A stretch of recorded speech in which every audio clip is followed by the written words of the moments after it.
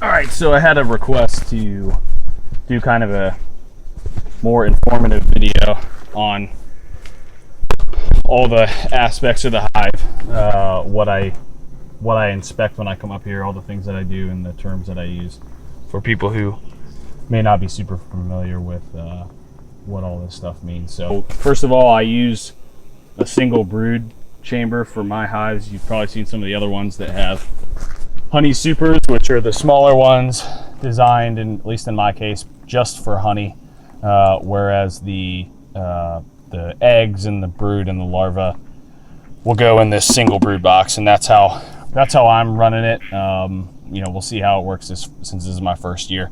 Single brood box, and then a queen excluder to keep the queen down here. She'll lay all the eggs, and then all the bees will grow and hatch out of here, and then queen excluder, honey super on top, and ideally they just move honey up for the second, third, whatever, how many I get on there. With the single brood box, some people do two, where it's all brood and their own honey stores. Then you exclude and do honey supers above the second one. For me, all that means if I'm going to do a single brood chamber, then I just have to make sure that first honey super that goes on here at some point over the summer, that's all their honey. So I don't take anything from that. That's what they use. Between the honey that they keep down in here, the honey that's in the super, that's what they use to make it through the winter and survive into next spring and then continue growing. So that's how I do it. A way to do it, not the only way. So go ahead and break this thing open. And I'm pretty sure I mentioned this in a previous one, but the smoke kind of does two things why you want to smoke the bees. It basically triggers to start eating honey because they think it's a fire. So they go after honey and they kind of gorge themselves with, in the wild, they would, if a fire came through, they'd grab all their honey, they would move somewhere else away from the fire and then have all the food they need to start from scratch. So that's kind of what it makes them do. And then secondarily, it kind of confuses their alarm pheromones. So, if I get stung and then that sting pheromone goes off, instead of more of them coming after me to sting me, if you smoke it, they're focused on other things and they can't quite make out where to attack. So that it keeps them from kind of going crazy and attacking. All right, so I'll break this open. So again, outer cover, inner cover.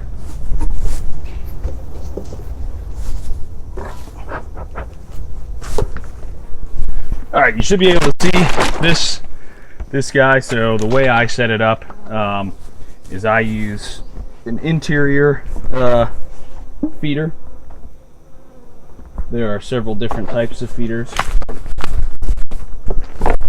I use the interior one. It's got a ladder built in, and then they can walk down without drowning completely in this stuff. So this particular one is a gallon. You can do a couple gallons, but that keeps it inside. I don't know if that helps with robbing since it's inside the hive. I would imagine it's a little more protected from the elements, but I honestly don't know completely. So that's just how I do it. All right, a lot of times I come through and check these hives early in the morning, which is not ideal because they're all usually all still in the hive. That's when they get a little more angry and try to attack you when they're all out here, rather than them being out and about, looking at plants and stuff. So, all right, so I'll try to get a little close. So if you look at this frame, this is obviously from the brood chamber. So this is a pretty typical setup. What they'll do is have a little bit of honey on the outside. So you can see some capped honey, which means it's honey that they've stored and they're ready to, it's like their reserves. So that's just capped. That's just how they do it. Near the capped honey, you probably can't see it too well, is nectar, and then honey that has yet to been capped. So they use that for get up, baby. They use that for food as well, to feed their brood. So little bit in here. Now the center, you can tell some of this is capped brood. All right, obviously it's capped. Those are bees that are probably pretty close to hatching. Usually take somewhere around 2.5 to 3 weeks. I think maybe 21 days for a nurse bee. And then all around it, again, I don't know if you can see, I'll try to zoom in a little bit. See if I can zoom in. I'll just put you a little closer. All right. So, let's get this smoke up there. So you can see the cap brood, and then if you look closely inside, you'll see those like larvae. So they're decently close to being capped. So they're pretty good size. They're kind of filling up that whole thing. And then if you can look really close in there, I don't know how well you can see, but some of these have real small white tick marks inside of them, and those are eggs. So I remember pulling this frame out last time.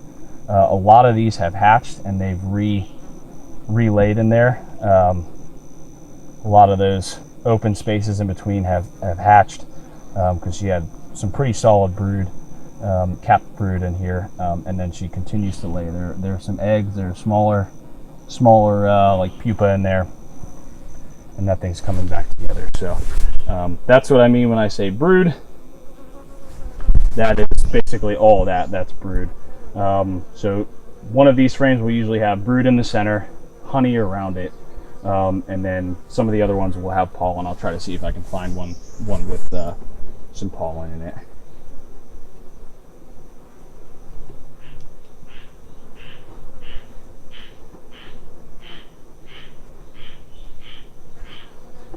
Look out, bee. I do not want to kill you. Okay, yeah, watch it. Okay, you can see these are a little darker. So this is, again, lots of honey up top, nectar around, and then lots of brood in the center. So these are darker. This is a new package, one of my newest hives. So these darker combs usually mean that it was brood, they went full cycle, and then it hatched. And so now they're empty. Closer. I know the lighting isn't great, but obviously lots of capped brood, and then these darker combs compared to the yellow and the nectar around it means that a lot of the nurse bees have gone completely through the cycle, hatched, and then they're just ready for the new one. That one right there actually looks like just emerged. I don't know if you can see it, maybe I'm blocking it, but that bee is just being born right now. First time they popped out, she chewed her way out, and that's a brand new bee right there. With a little bit of wax on her. Just popped out. It's pretty cool. You can see some other bees feeding, right, feeding in some of the new ones. But yeah, that darker color just means that they're basically now used comb. And 90%, maybe more. Yeah, probably around 90%, depending on the time of the year. Nurse bees, all female. That's all they do is collect honey, feed the brood, grow them, and yeah, they're all pretty much all female. So the drones are the bigger ones. Let me see if I can find some drones. Try to get you nice and close here. Let's see if I can find any drones on here.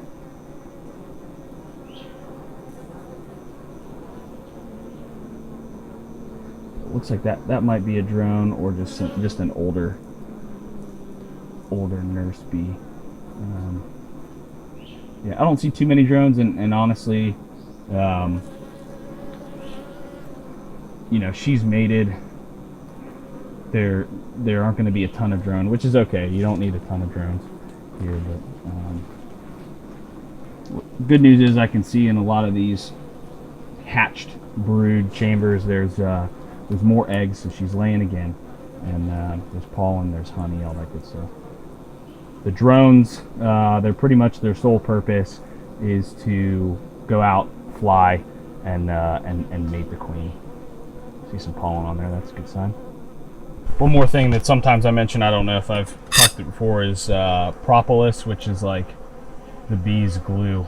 So you'll see like why people have to use their hive tool is because the bees will use propolis and they'll stick everything together. So you'll kind of hear it hopefully when I crack this top open.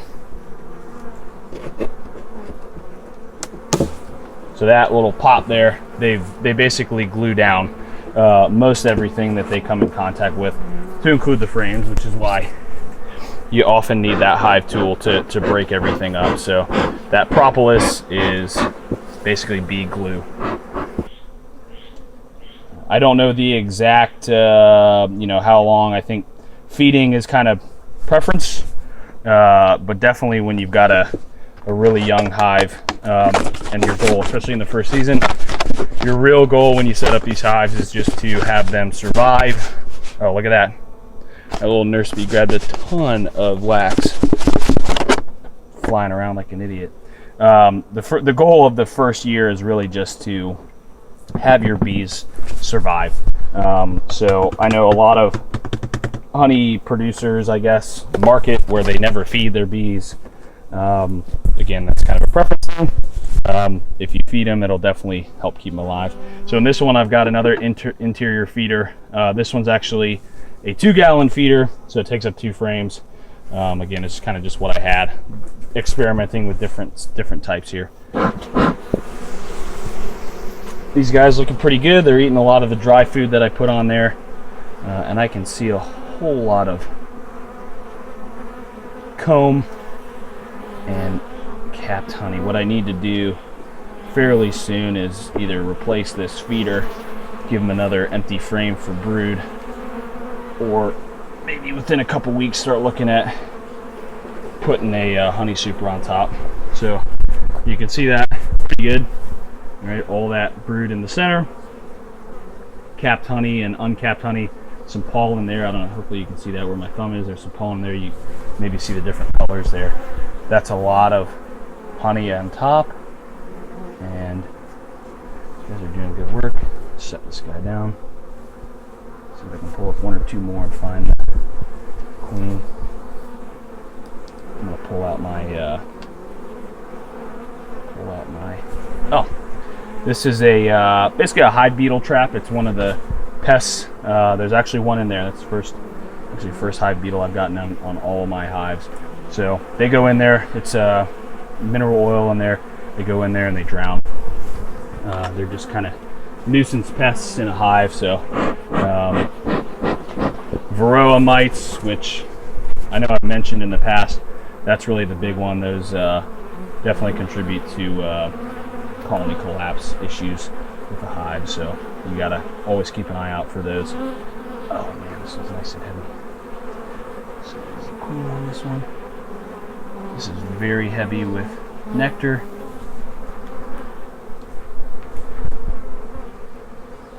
Some solid brood going on in the center there. Lots of honey on the outside. And then I do see a lot of eggs. Lots of eggs down there, so that's future nurse bees. If you can help it, especially with these, you want to try to limit your time in there because it can be pretty stressful when you break it open like this. Like I said, especially early on as I'm checking it, early on in the day when they're all still in here, they get a little more angry. No queen sighting yet, but that's another really a frame really full of brood. All that brood in the center. Good sign. Yeah. All right, and I think that's most of what I wanted to cover for the informational video. If I skipped out on anything that you guys wanted to know about, just let me know. I'll incorporate that into my next video and hopefully answer any of the questions you guys had. And that's it for today.